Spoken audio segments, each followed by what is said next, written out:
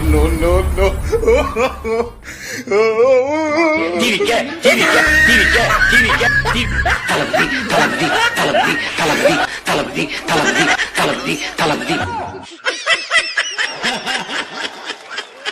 அரசே வந்து சாராயத்தை விற்கிறது.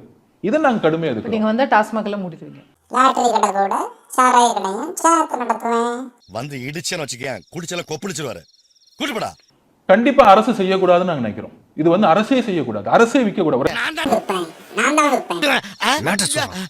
நீ எதை சொல்ல சொன்னீங்க அதை தானே அவங்ககிட்ட சொல்லு. கலெக்டர் படிச்சுட்டு வந்து ஒரு கலெக்டர் வந்து சாராயத்தை விற்க கூடாது, ஒரு ரெவன்யூ டிபார்ட்மெண்ட் விற்க கூடாது. பூரண மதுவிலக்குன்றதை நீங்க சொல்லல. அட வெக்கம் கட்டுவீங்களா? இதுக்கு எதுக்குடா வெள்ளையங்கிலி மாலைன்னு? எங்களுடைய நிலைப்பாடு, கட்சியோட நிலைப்பாடு மது மற்றும் போதைக்கு எதிரானது. யாராவது மொட்டை அடிச்சுட்டு வந்தா அவன் தலையில தபையலா வாசிப்பீங்க. ஆனால் அதை வந்து எப்படி அமல்படுத்தணுங்கிறதுல நிறைய தெளிவா எங்களோட மேனிஃபெஸ்டோ நாங்க விளக்குவோம். அரசு வந்து விற்க கூடாது. நான் திருப்பி சொல்ல, அரசு வந்து விற்க கூடாது. பூரண மதுவிலக்குன்றதை நீங்க சொல்லல. இல்ல, அரசு விற்க கூடாதுங்கிறது தான்.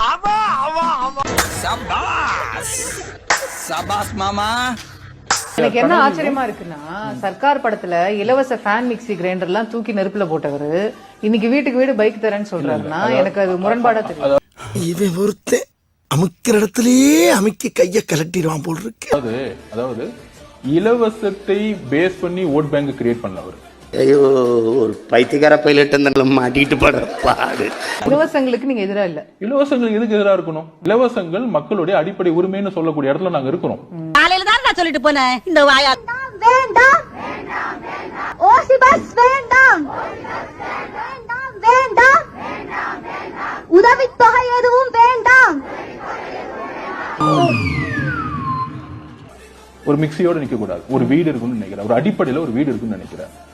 ஒரு போயிட்டு வரதுக்கு ஒரு எமர்ஜென்சிக்கு வில்லேஜ்ல பாத்தீங்கன்னா டிரான்ஸ்போர்ட் வந்து நீங்க சொல்ற பஸ் டிரான்ஸ்போர்ட் ஒரு பைக் இருக்குன்னு நினைக்கிறேன்.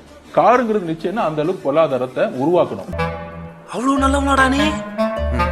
தபார் முருகா, எனக்கு அன்னைக்கு ஒரு பேச்சு இன்னைக்கு ஒரு பேச்செல்லாம் கிடையாது. என்னைக்குமே ஒரே பேச்சு தான், ஒரே மூச்சு தான். உணர்ச்சிகரமான வேகத்திலிருந்து நிதானமான அறிவுபூர்வமான சிந்தனைக்கு வாங்க. எப்படி எப்படி எப்படி எப்படி சார் புரியுற மாதிரி சொல்லுங்க சார். புரியலையா தம்பி? 30 வருடமா நாங்க உங்களுக்கு லைட்டு போட்டு, ஒயர் பிடிச்சி, கொடை பிடிச்சி, மேக்கப் போட்டு, சோறு போட்டு, பாத்திரம் கழுவி, 10 பாத்திரம் கழுவி, உங்களை காருக்குள்ள உட்கார வச்சு, குழு ரூம்ல வச்சு 30 வருஷமா இங்க பெப்சி தொழிலாளர்கள்னு ஒரு 1.5 லட்சம் குடும்பத்துக்கு மேலான ஆட்கள் இருக்கிறோம். டைம் இருக்கு. எலெக்ஷன் ஏப்ரல்ல தான் வரப்போகுது. இந்த 6 மாசத்துல இந்த 1.5 லட்சம் பேருக்கு நீங்க ஃபர்ஸ்ட் வீடு கொடுத்துருங்க. ஆளுக்கு ஒரு வீடு கொடுத்துருங்க. பைக்கு கொடுத்தாலும் 1.5 லட்சம் பேருக்கு ஒரு பைக் கொடுத்து முடிச்சிருங்க. சரி, பொது அறிவு விஷயத்துக்கு வருவோம். அதுதான் முக்கியமான கட்டம். எங்கேயோ இருக்கிற விவேக் ஓபராய் இங்க வந்து வீடு கட்டி கொடுத்தான். ஆக செய்ய முடியும் உங்களால. சிந்தனை உங்ககிட்ட இல்ல.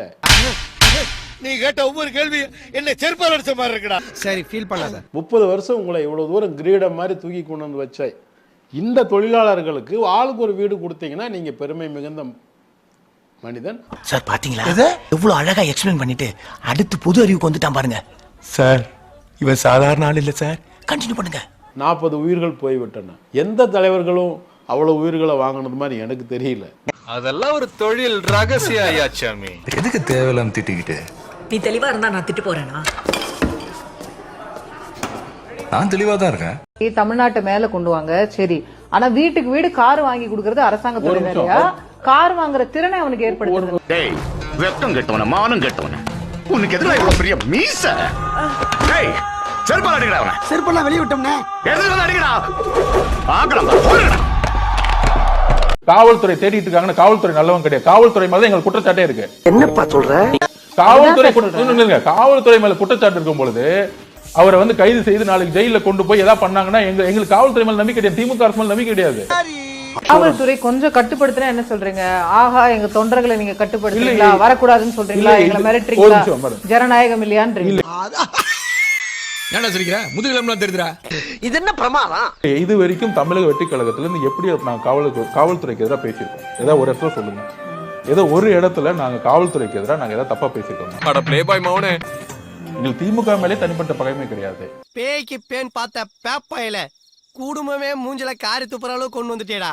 உங்களை எல்லாம் நீங்களே ஏமாத்திட்டு இருக்கீங்க. அதான் சொல்லுவேன். பர்சனலா மனசுல கை வச்சு சொல்லுங்க. உண்மையிலேயே உங்களோட வாழ்க்கையில இவர் பெரிய மாற்றத்தை இவர் சின்ன வகையில ஏற்படுத்தியிருக்காரு. பெரிய இன்ஸ்பிரேஷனா இருந்திருக்காரு, பெரிய மோட்டிவேஷனா இருந்திருக்காரு. இல்ல அவர் உதவிகளா செய்ய முடியாது. எனக்குள்ள திரும்பி ஏதாவது ஒண்ணு சொல்ல முடியுமா?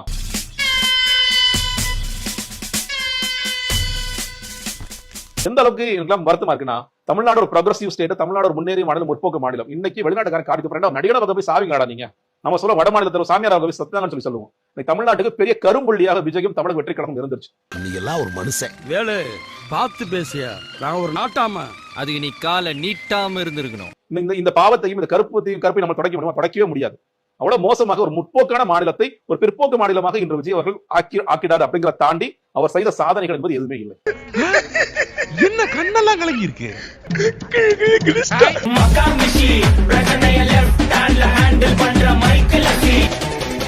வந்துட்டாயா வந்துட்டாயா. உங்களதான் பார்த்தேனா? ஐயோ பாத்துட்டு இதே கண்ணு இதே முக்கு இதே இதே கை இதே காலா உங்களதான் பார்த்தேனா? நம்ப முடியல. பார்த்தது உங்களை தானா? தளபதியை தானா? நான் பார்த்தேன்னு சொன்னது வெளியில நம்புவாங்களா? யார் அங்கே? இவனை இழுத்து சென்று அரைப்படி கட்டணம் காதுக்குள் விடுங்கள். அவ்வளவு எறும்பும் மறுகாது வழியாக வர வேண்டும்.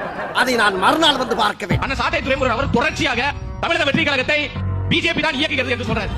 நாம் தமிழர் கட்சி 2012 பிஜேபிக்கு ஓட்டு போடுங்க, தாமரைக்கு ஓட்டு போடுங்க என்று பேசிவிட்டு எங்களை பார்த்து பிஜேபி பி டீம்னு சொல்றதுக்கு சாட்டை ப்ரோ இங்க பேசுறது எல்லாம் ஓட்டை ப்ரோ. அந்த சாத்தான ஏறி விட்டு கடிக்க வைக்கட்ட ரெண்டு இடத்துல கடிப்பா சாட்ட சாத்தா சக்கரை சாத்த துரைமுருகா திருட்டுத்தனம் பண்ணுவா திரைமறைவா சீமனா ஏவி விட்டு கண்ட இடத்தில் நீ கடிப்பா. நாளைக்கு பிஜேபி உங்க கட்சியில யாரா சேர்ந்தா சாவர்கர் நினைவிடத்துல போய் சமாதியில போய் வழிவிடுவீங்களா? இதனால தான் சொல்றோம் கொள்கையற்ற கேள்விக்குறி கேள்விக்குறி. கொஞ்சம் அமைதியா இருங்க, கொஞ்சம் அமைதியா இருங்க, கொஞ்சம் அமைதியா இருங்க. சரி உட்காருங்க. ஆகச்சிறந்த அறிவாளிகள் எப்பா தாவேக்க ஆகச்சிறந்த அறிவாளிகள். டேய் வர வர ஓன் சேட்டில அதிகமா இருக்கு. இங்க பாரு, என்னைக்காச்சும் ஒரு நாளைக்கு உன் தலையை கிள்ளி ஏதாச்சும் ஒரு பேய்க்கு காவு கொடுக்க போறேன். அதுக்கப்புறம் தான் நீ போய் அவர்கள் மரத்தில் ஏற மாட்டார்கள். தாவேக்க ஆகச்சிறந்த அறிவாளிகள். சும்மாடா பேட்டுக்குள்ள ஓனான விட்ட மாதிரி. என்ன பக்கா மாஸ் கட்சி, இந்த பவள விழா பாப்பா, இதெல்லாம் என்ன விதமான வார்த்தை அரசியல்? மக்கள் திரளாக இருக்கக்கூடிய ஒரு கட்சியை எங்களுடைய ஒரு மொழி நடிக்கிறதா நாங்க சொல்றோம். பிடிச்சிருந்தா ஏத்துக்கோங்க, பிடிக்கலனா கடந்து போங்க. நாங்க பக்கா மாசு இல்லையான்னு மக்கள் முடிவு கொடுக்க போறாங்க. இடையில நிறைய பேர் குறுக்கா மறுக்கா ஓடிட்டு இருக்காங்க. அவங்க எவ்வளவு காலம் வேணாலும் ஓடட்டும், அவங்க நம்மள தற்கூரின்னு சொல்லட்டும், அணில் குஞ்சுகள் கூட சொல்லட்டும், அதை ஆம குஞ்சுகள் சொல்லலாமா? தம்பி விடுப்பா, இதெல்லாம் அப்படி எல்லாம் விட்டுற முடியாது மேடம், அப்படி எல்லாம் விட்டுற முடியாது. அதாவது ஒரு பழமொழி ஒன்று சொல்லுவாங்க, அணில யாரும் விரட்ட மாட்டாங்க, ஆம புகுந்த வீடு அவ்வளவுதான் நான் சொல்லுவேன். ஆனா திரும்ப திரும்ப நம்மள தற்கொலைன்னு சொல்லுவாங்க. திரள் நிதி போன்ற கும்பல்கள் நம்மளை விமர்சிப்பதற்கு எந்த தகுதியும் கிடையாது.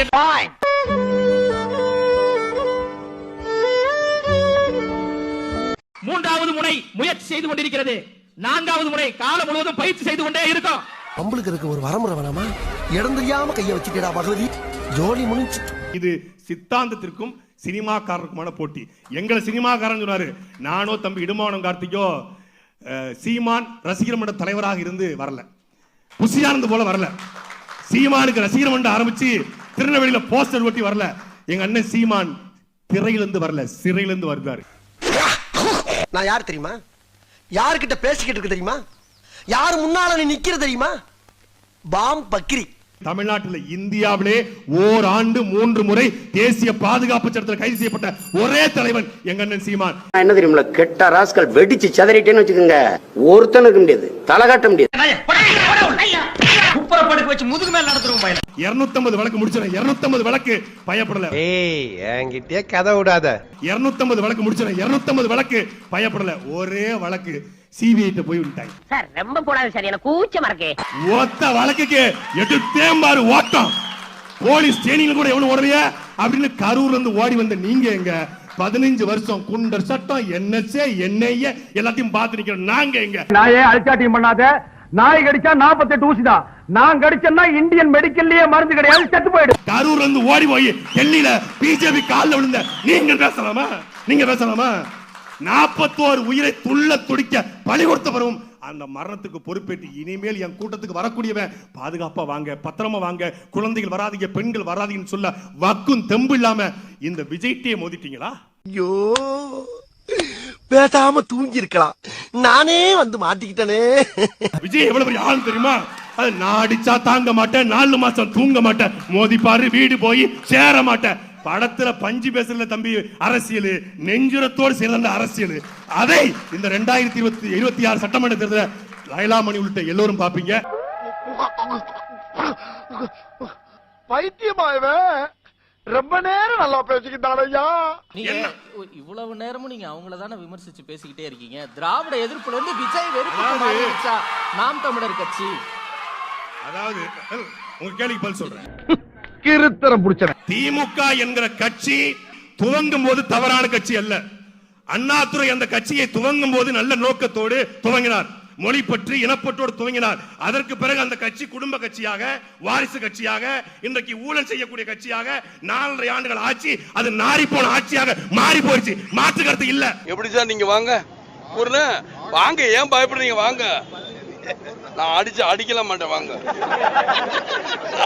ஆனால் வரும்போதே ஒரு கட்சி மோசமான கட்சியாக வருகிறது. எந்த கொள்கை, கோட்பாடு, சித்தாந்தம் இல்லாம முடியாதுப்பா. உன் கூட குடும்பம் நடத்த நம்மளால முடியாது. இந்த ஆட்டோ கூட நீ வச்சுக்க, நான் குதிரை வண்டி ஓட்டியாவது பொழைச்சுக்கிறேன். செங்கோட்டையினுடைய சட்டப்பையில அம்மா படம் ஏன்னு கேட்டா, யார் எப்படி வந்தாலும் அப்படியே ஏற்றுக்கொள்ளக்கூடிய தன்மானமிக்க தலைவர் எங்கள் தளபதி. அப்படியா? சரி, அதிமுக இருந்து வந்ததுனால செங்கோட்டையன் படம், சட்டப்பையில ஜெயலலிதா படம். நாளைக்கு திமுக இருந்து யாராவது வந்தா கருணாநிதி படத்தோட ஏத்துக்குவீங்களா? இவன் ஒருத்தன் அமுக்கிற இடத்திலேயே அமுக்கி கைய கலட்டிடுவான் போல் இருக்கு. பிஜேபி ஆர்எஸ்எஸ் யாராவது வந்தா சாவர்கர் படத்தோட, மோகன் பகவத் படத்தோட ஏத்துக்குவீங்களா? சினிமா கேட்போம், கேவலம் கேட்போம். இல்லங்க, செங்கோட்டையன் கட்சியில சேர்ந்ததுனால அம்மா நினைவிடத்துல மரியாதை செலுத்திய மரியாதைக்குரிய அருண்ராஜும் ஆதவர்ஜுனாவும் புஷி ஆனந்தும் நாளைக்கு திமுக சேர்ந்தா கலைஞர் கருணாநிதி சமாதியில போய் கட்டடிப்பீங்களா? போங்கண்ணா, இப்பெல்லாம் சின்ன சின்ன விஷயத்த ஊதி பெருசாக்குறீங்க. நாளைக்கு பிஜேபி உங்க கட்சியில யாராவது சேர்ந்தா சாவர்கர் நினைவிடத்துல போய் சமாதியில போய் வழிபடுவீங்களா? இதனால தான் சொல்றோம், கொள்கையற்ற கேள்விக்குறி.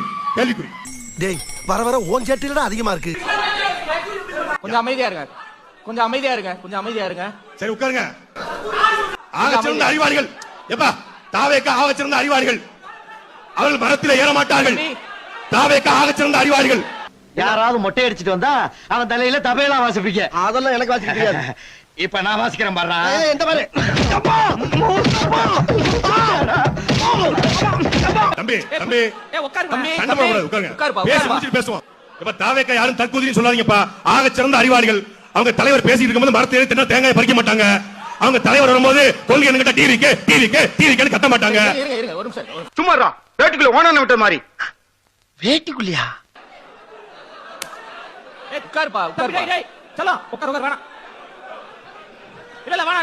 இங்க பாரு, என்னைக்காச்சும் ஒரு நாளைக்கு உன் தலையை கிள்ளி ஏதாச்சும் ஒரு பேய்க்கு காவு கொடுக்க போறேன். அதுக்கப்புறம் தான் நீ போய் திரும்ப நம்மள தற்கொலைன்னு சொல்லுவாங்க. விரல் நீதி போன்ற கும்பல்கள் நம்மளை விமர்சிப்பதற்கு எந்த தகுதி கிடையாது என்று கூறி நிறைவு செய்கிறேன். 16/4/2014 என்று நரேந்திர மோடி கிட்ட போய் சேம் கொடநாடு அம்மா, உங்க ஆட்சிக்காக நாங்க அகிலா பாடுபடுவோம்மா. ஏன் சார் இப்படி செய்யறீங்க? செங்கோட்டையனுக்கு அவர்கள் ஒற்றுமை இருக்கு. தலைவர் என்று நினைத்து ஜெயலலிதா காலில் விழுந்து கிடந்தாரு. இவர் தலைவா படத்துக்காக விட்டு கிடந்தாரு. அந்த மோடி போடுறாரு ட்வீட். இன்னும் இருக்கு தம்பி, நோட்டட் ஃபிலிம் பர்சனாலிட்டி இன் தி சவுத் விஜய். கீழே கமெண்ட் போய் பார்த்தா விஜய் ஃபேன் சொல்லி ஓட்டு போட மோடிக்கு தான். இது ராண்டா ராஜா கூட பீட். மரியாதைக்குரிய ஐயா கமலஹாசன் ஒரு கட்சி ஆரம்பிச்சாங்க. அந்த கட்சிக்கு ஒரு கொள்கையை அவங்க சொன்னாங்க. எப்படி ஆள வந்தா படம் புரிந்து 15 வருஷம் ஆச்சோ அப்படி இந்த கொள்கை நமக்கு புரியல. ஆனா அவருக்கு ஒரு கொள்கை இருந்துச்சு, சென்டரிசம் அப்படிங்கிற கொள்கை. அமெரிக்கன் போன்ற வேலை நாடுகள்ல இருக்கிற கொள்கை. மரியாதைக்குரிய பக்காமாஸ் கட்சியுடைய தலைவர் அண்ணன் விஜய் கொள்கையை கேட்டா சமூக நீதி, சமத்துவம், மதசார்பின்மை, பிறப்புக்கும் எல்லா உயிர்க்கும் அப்படிங்கிற பிறப்புக்கும் எல்லா உயிர்க்கும் என்பது திருக்குறள். இந்த கொள்கை என்ன? நீ கேட்ட ஒவ்வொரு கேள்வி என்ன செருப்பால் அடிச்ச மாதிரி இருக்குடா. சரி, ஃபீல் பண்ணாத. மதசார்பற்ற சமூக நீதி என்பது கோட்பாடு. உங்க கொள்கை என்ன? சரி, மதசார்பற்ற சமூக நீதி என்றால் சாதி ஒழிப்புதான் உங்கள் கனவு என்றால் கவிதைய ஆரம்ப பருவக்கு ஏன் பக்காமா கட்சியுடைய தலைவர் வாயில் வந்து பேசல? அண்ணா சாட்டை துரைமுருகன் அவர் தொடர்ச்சியாக தமிழக வெற்றி கழகத்தை பிஜேபி தான் இயக்குகிறது என்று சொல்றாரு. நாம் தமிழர் கட்சி 2012லயே பிஜேபிக்கு ஓட்டு போடுங்க, தாமரைக்கு ஓட்டு போடுங்க என்று பேசிவிட்டு எங்களை பார்த்து பிஜேபி பி டீம்னு சொல்றதுக்கு சாட்டை ப்ரோ நீங்க பேசுறது எல்லாம் ஓட்டை ப்ரோ. அந்த சாத்தான ஏறி விட்டு கடிக்க வைக்கட்ட ரெண்டு இடத்துல கடிப்பா சாட்டை சாத்தா ஜக்கரதை. சாட்டை துரைமுருகா திருட்டுத்தனம் பண்ணுவா திரை மறைவா சீமனா ஏதி விட்டு கண்ட இடத்தில் நீ கடிப்பா. அருமை தம்பி, இன்னுயிர் தம்பி, என்னுடைய பாலிகால தம்பி லைலா மணி. லைலா காலேஜ் ஓனர் கூட லைலா பேரை போட்டுக்க மாட்டாங்க, தம்பி போட்டுக்கோங்க.